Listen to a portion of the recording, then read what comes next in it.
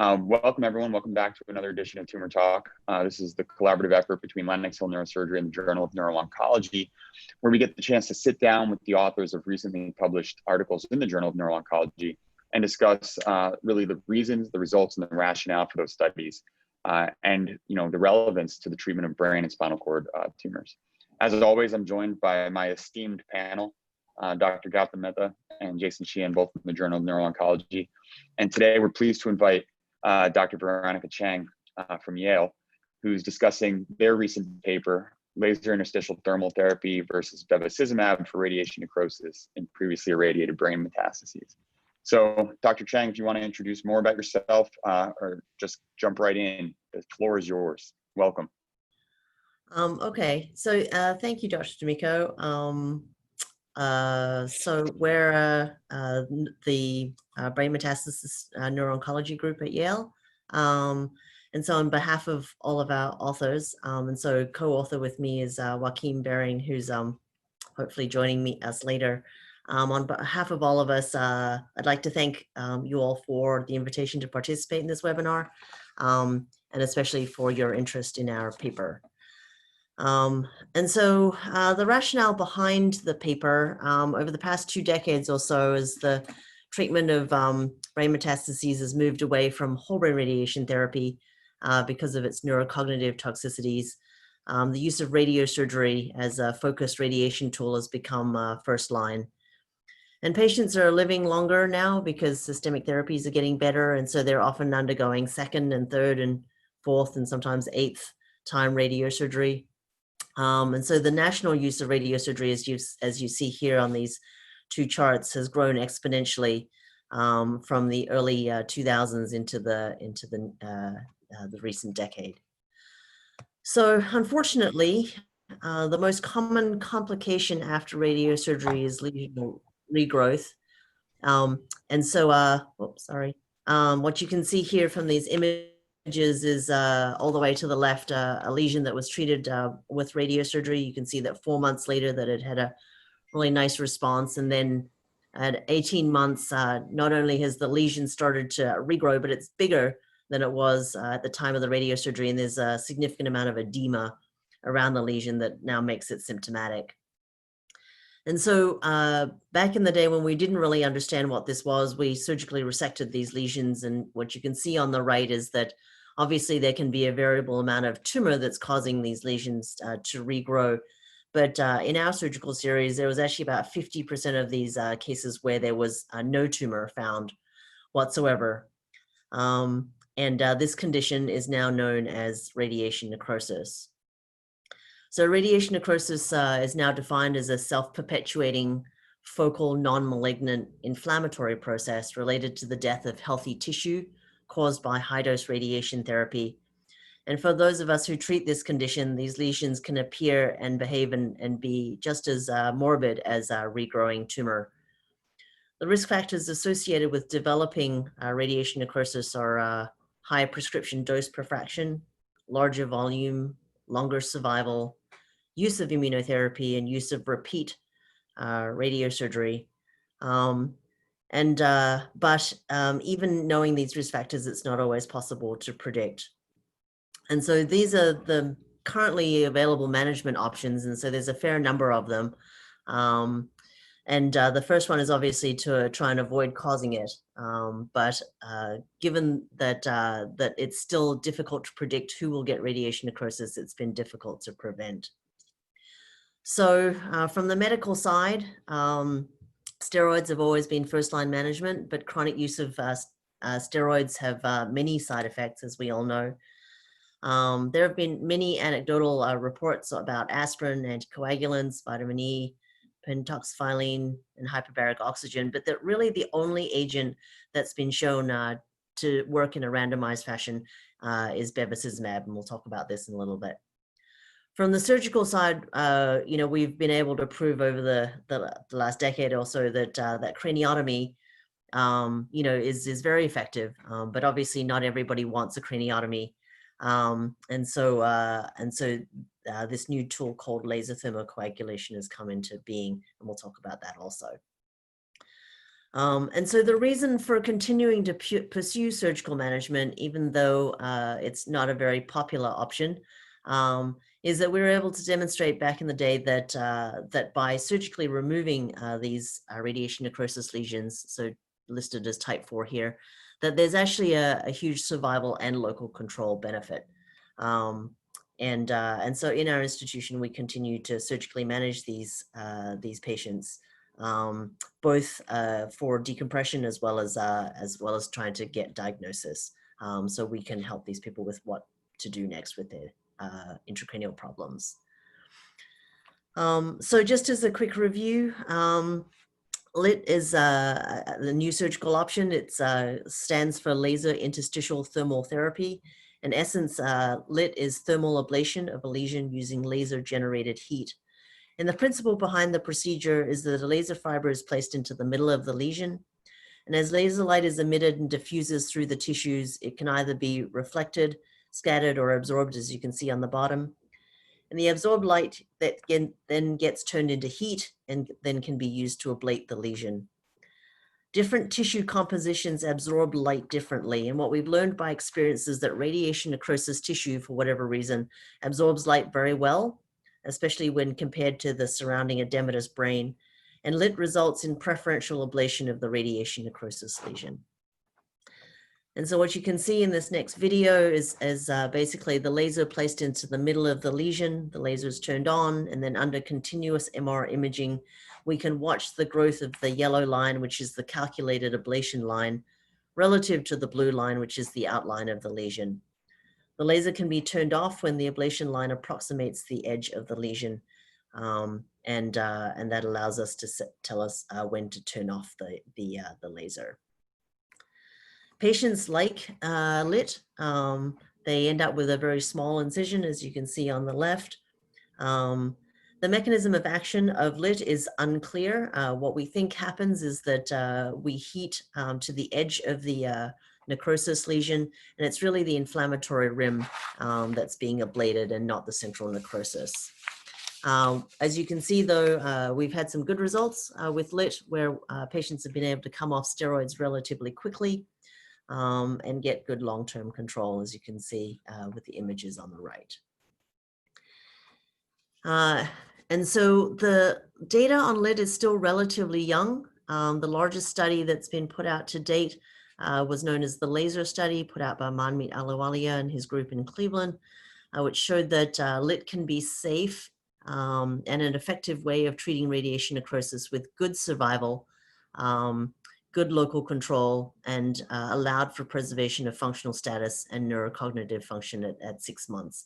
But as you can see, the numbers are small in this study. In comparison, for bevacizumab, the randomized study that was done by Levin and his group was published back in 2011, so it's been a while. And in their 14 patients with radiographic or biopsy-proven symptomatic radiation necrosis, they randomized to bevacizumab versus placebo saline. And looking at lesion size by gadolinium enhancement, as well as T2 flare, as well as symptoms, they were able to demonstrate 100% response for bevacizumab and a 0% response to placebo saline, with only 2 failures over 10 months. And so this included both the group that started with bevacizumab as well as those that had to cross over from the placebo into the treatment group. So the argument for bevacizumab use is actually pretty strong, and the argument for LITT is still growing at this point. So our group then kind of decided to go back, because within our institution, I think it's not completely clear who gets bevacizumab and who gets LITT. And so we wanted to try and get an idea of how the two tools compare to each other. And so we did a retrospective study. We looked at all patients between 2011 and 2018 who got one treatment or the other for brain metastases that were regrowing after radiosurgery. And they had to be more than 3 months out after radiosurgery, so we weren't getting the acute inflammatory changes from radiation. And so you can see in the LITT group that 100 patients during that time got LITT and a whole bunch got excluded for other tumors and other indications, and that left 25 patients overall that fulfilled criteria. In the bevacizumab group, we went and did an extensive pharmacy review, actually, and pulled out 250 patients who got Avastin over the course of that time period, and then excluded, all the patients with gliomas, et cetera. That left us with 13 patients. And so the big difference between the two groups is that obviously the LITT patients all got a biopsy at the time of surgery, and therefore have a tissue diagnosis of radiation necrosis. In the bevacizumab group, the 13 patients, none of them had a biopsy. And so their diagnosis of radiation necrosis was determined by multidisciplinary tumor board review of specialized imaging. Dr. Chan, The outcome, yeah. for in the LITT group, in the 68 patients who were excluded for tumor, were those mostly lesions that look like tumor on imaging, or was there some heterogeneity in terms of the imaging characteristics? So I can't tell you for sure. I think we just excluded them because there was tumor on pathology. But I can tell you from my own experience that it sometimes is hard to tell. And in fact, in my experience, it's easy to tell, I think, when there's tumor. But when it looks like radiation necrosis, so this kind of heterogeneous pattern, kind of pseudopodic pattern, then it's a little bit harder to differentiate for sure.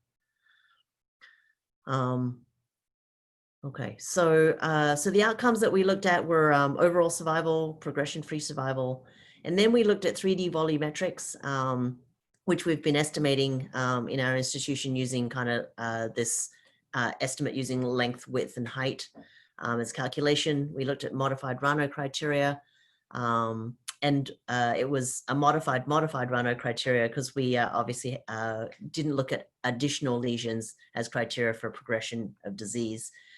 And then we used the NCI-CTCAE for adverse events.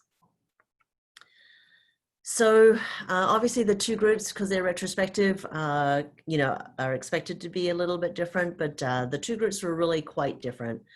You can see that there was a male predominance in the bevacizumab group. Median age was interestingly about the same, but the median Karnofsky performance status score was a little bit lower in the bevacizumab group. The burden of systemic disease was not significantly different between the two. The percentage who had multiple brain metastases was not significantly different between the two.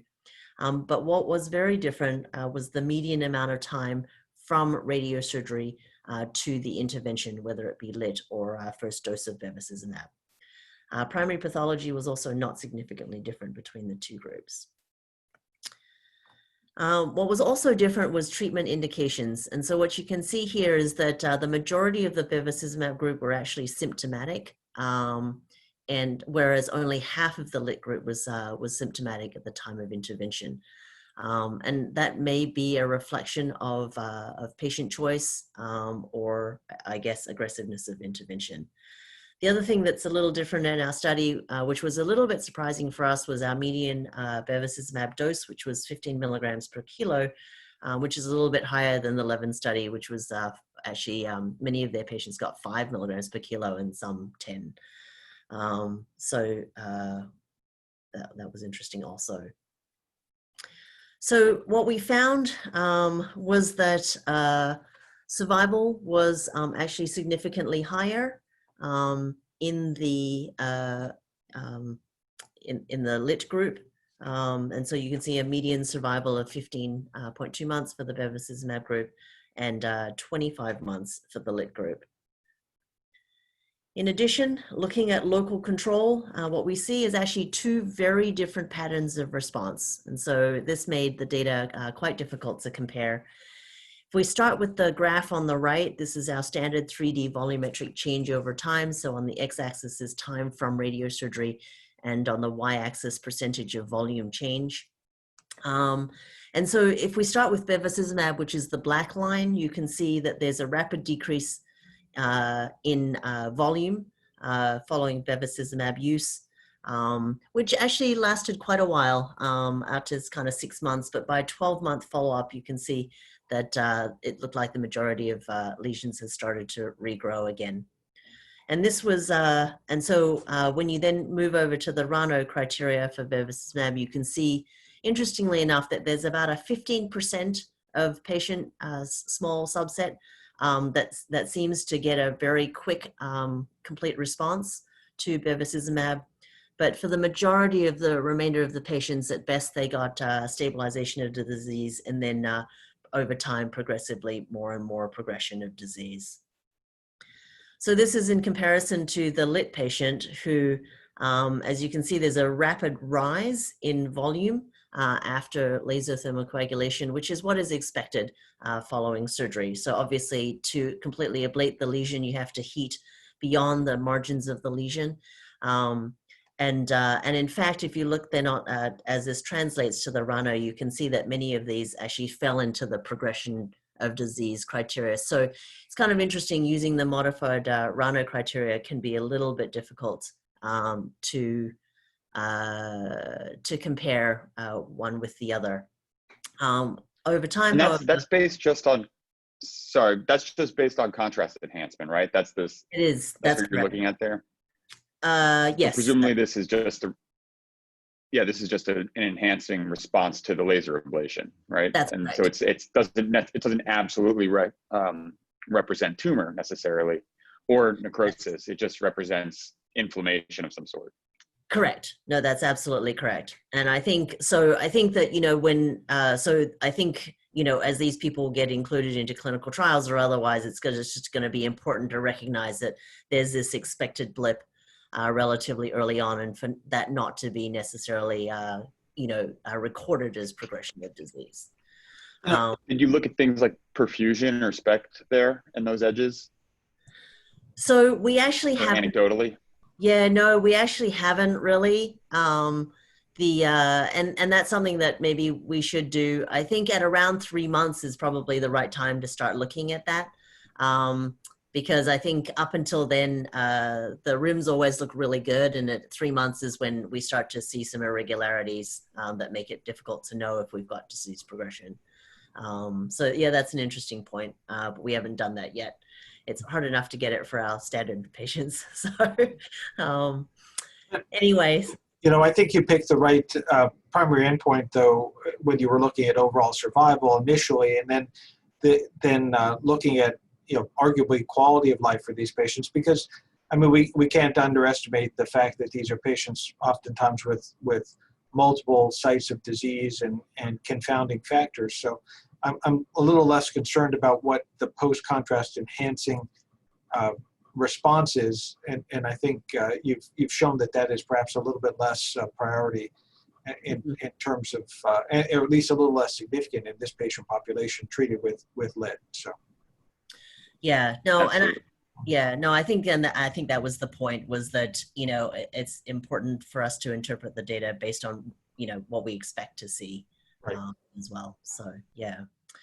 All right, and so then so the last outcomes that we looked at were steroid usage and neurological outcome, and you can see that basically this doesn't look too dissimilar between the two groups, except obviously at last follow-up for bevacizumab, the KPS falls off significantly because those lesions are not well controlled.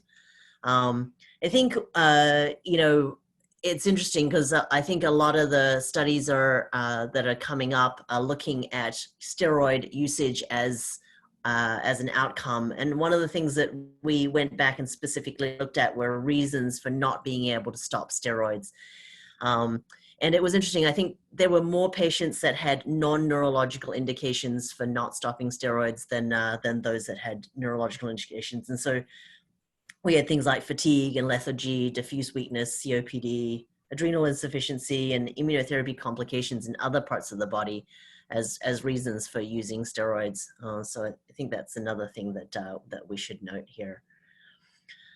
And then lastly, adverse events. And so this, we were actually kind of surprised. I think obviously from a surgical standpoint, I think surgery is still a higher risk factor for most of these patients, but the number of adverse events were pretty low in both groups, and particularly so in the bevacizumab group. And so, you know, many patients, I think, I've certainly heard over the years that many medical oncologists don't necessarily like to use bevacizumab because they worry about the side effects.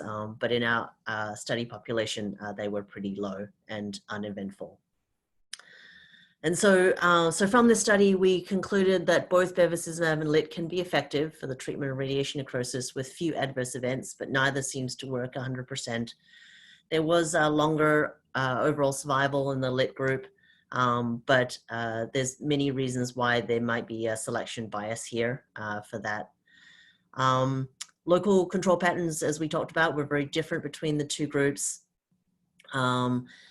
And so I think looking at that, though, what might be different roles then for the two treatments. Bevacizumab, when effective, does result in rapid reduction in the enhancing lesion volume as well as the T2 flare, and is less effective long-term. So perhaps it should be used or considered as an option initially for patients with symptoms related to mass effect. And then because LITT causes initial volume increase, but then gets better long-term control, maybe it could be considered to be used later or as a more prophylactic treatment before symptoms arise. And so that's that was it for the study. So when I saw the study submitted initially, I was really impressed with it. One, in that it's a critically important issue with radiosurgery, as you well know, about the management of patients with adverse effects and specifically radionecrosis. And I thought, although numbers were small, you're certainly coming from a well-respected group with consistent treatment paradigms. This was an impactful study. So my hat's off to you in terms of the efforts. And I wanted to ask you a little bit more about the question about radionecrosis. How much do you think that this is really binary? I think you touched upon this a little bit, but it might be important for our audience to understand. My experience is that, you know, for instance, that you get a report that says that there is hypermetabolic activity or increased perfusion consistent with active tumor, and then in other instances you get a report from a radiologist, or you get an interpretation that says that this is radionecrosis, even on T1 post-contrast images without perfusion or SPECT or even PET.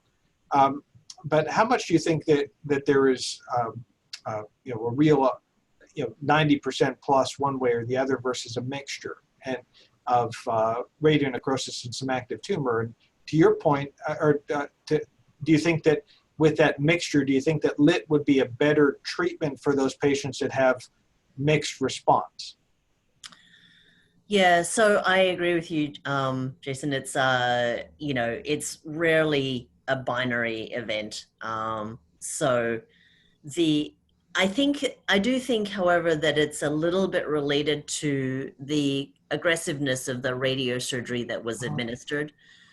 So I think that there are some centers that are more aggressive with their radiosurgical dosing, and I think that there are some that are less. But because of that variability, I think there's a huge amount of variability then in how many people get pure radiation necrosis and how many have, probably a majority of people that have mixed radiation necrosis and tumor regrowth. And so we certainly had a combination in many of our patients. What was really interesting, and it's the reason why we've kind of divided it into two groups, is because we had a fair percentage of patients where the pathologist went back and quantified the amount of tumor in the lesion as less than 2%. In other words, small islands of tissue of tumor within large areas of necrosis, and that was that type 3 patient that you saw back in the graph in the talk. And interestingly enough, all of those people eventually failed as tumor recurrence, interestingly enough, with the laser. So it may be that, and so what we were able to show in the laser study actually was that if you're going to use the laser as a treatment, that you must completely ablate the lesion. So subtotal ablation of the lesion does not result in good control in any way, shape, or form if you've got any tumor. Interestingly enough, though, subtotal ablation of radiation necrosis seems to at least result in stabilization of disease. And so I think that's where it's just important to be able to say, just as we choose whether surgery or otherwise is better as first-line treatment for brain metastases, that we just need to take the tool's advantages and disadvantages into account. So, very, very well put. Thanks. yeah, But thank you. looks like we have a question from the audience. Do you want to field that, or do you want to ask that, Randy? Yeah, John asked, wondering if LITT or bevacizumab create any transcriptional changes in gene expression. Huh. All right. Well, that's not something I know That's much a tough about. one. I don't know. Maybe I could invite my co-author, Dr. Bering, to answer that question. It certainly is a provocative question. I'm interested to, if anyone has an answer. I don't know of one based upon the literature, at least. Yeah. I think it's a very tough thing to study. I mean, you're doing this, you're taking a core biopsy basically before you ablate the entire lesion. I don't think anyone's gone back in after you failed laser for radiation necrosis and taken the tumor out, and done this again. So I would anticipate that there would be changes in partially treated tumor cells, right, or areas nearby. But what those are, I think, is beyond study right now in the short term. Anyone disagree, Dr. Bering? I don't think I can contribute anything else there. It would be speculative. I agree it would be very difficult thing to study. Probably someone has looked into it, but sorry. I agree with Dr. Sheehan, though. I think when I first read the paper as well, I was impressed by it. I think it's a very honest paper. I congratulate you guys on that. I think that you ultimately did compare two different groups in a way, which you do expect when you're doing a retrospective analysis. But they were different cohorts for the most part. But what you did do was support, and I feel hone the indications for LITT. And that's important. This is clearly a useful tool in a select group of patients where this is going to give some utility. And, short of a randomized controlled trial where you have, controlled patients, perfectly, and which I doubt we'll see, this is good evidence to support the use in these situations with excellent outcomes. How are you guys using this now? Are you using this to, in a specific population? Does this manuscript or these results change who you look at LITT for? So I think our paradigm's still evolving. I think one of the reasons for doing the study was exactly to look at this. Obviously, I think we've certainly had failures on the LITT side, and there have been failures on the Avastin side as well. Like I said at the very end, I think lesions that are deep, that have a lot of edema with mass effect, it may be that getting those under control initially, might be best with Avastin. The one thing that we have been doing with LITT, and so there's some discussion about whether or not this is perhaps overkill on our part on the LITT side, is that in patients who are getting immunotherapy, the minute their lesions start to regrow, we're not waiting for symptoms to show before we LITT them. And so they never end up on steroids. They never actually go down that path where we're watching to see if these lesions get better before we do an intervention. And so I think the data supports that, in that, many of the asymptomatic patients did very well with their lesions controlled long-term. And that may be the population that gets the best advantage with, longer survival. One last question, if I may, and that is, because I know we're running close to time, but I wonder if you could comment on the cost associated with these two treatments. I know that management of patients with brain metastases is an expensive proposition as you treat patients with cancer. But do you have a sense the relative costs of one approach versus the other, at least within your institution? And it doesn't have to be specific numbers, but is one much more costly than the other in your mind? So I think that, and maybe Dr. Marion can help me out with this, but so from the surgical side, it's expensive.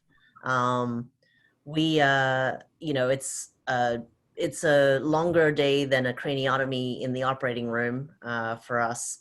And so that obviously right there racks up the expense. Most of our patients do go to the intensive care unit for a night afterwards, although in many institutions they're changing that. We just don't have the facility to take care of them on a floor for now. And so from that standpoint, I think we've always justified the use of LITT by saying that Avastin's just as expensive, but I don't know that we've actually done the calculations to I do know that Avastin's expensive, and I know that LITT's expensive, and obviously you'd have to do. It goes beyond the scope of your study, nor am I suggesting that it needs to be done. But I mean, looking at the sort of quality adjusted life years of for these patients, because there was at least in your study a survival advantage to LITT, and so that may be offset by the added cost may be offset perhaps by that additional survival advantage if it's maintained. But yeah, we didn't look at cost systematically as part of this study, obviously, and the cost has somewhat changed simply based on the fact that bevacizumab is no longer on patent, and we now have bevacizumab MVASI, which would result in cost reduction. One thing also that we've done with bevacizumab therapy is that once we feel that we achieved maximum response, we have tried to taper and increase the treatment intervals. And that is simply based on the fact that patients didn't seem to need to maintain on the induction dose. And at the same time, we were able to reduce cost in a way too, and toxicity. So it would be difficult. I think to be really specific about answering that question, you have to do it systematically. But I think. Well, maybe we'll see an RCT at some point in the future, but thank you. Improve patients' quality of life and overall survival. So that well, until then, your study helps to guide the way. Thanks. Thank you very much. Everyone. So we like to limit these to about 30 minutes, which we're right about on. It keeps people interested. This will be posted on YouTube probably by the end of the week. It takes me a couple of days. Thank you so much. Congratulations. I think like any good research, we're left with a lot of interesting questions and kind of stoke the fires of how to pursue this research. So congratulations again. Thank you very much, everyone. And we'll see you next Tuesday. Thank you. Thank you. Bye-bye. Bye. Take care.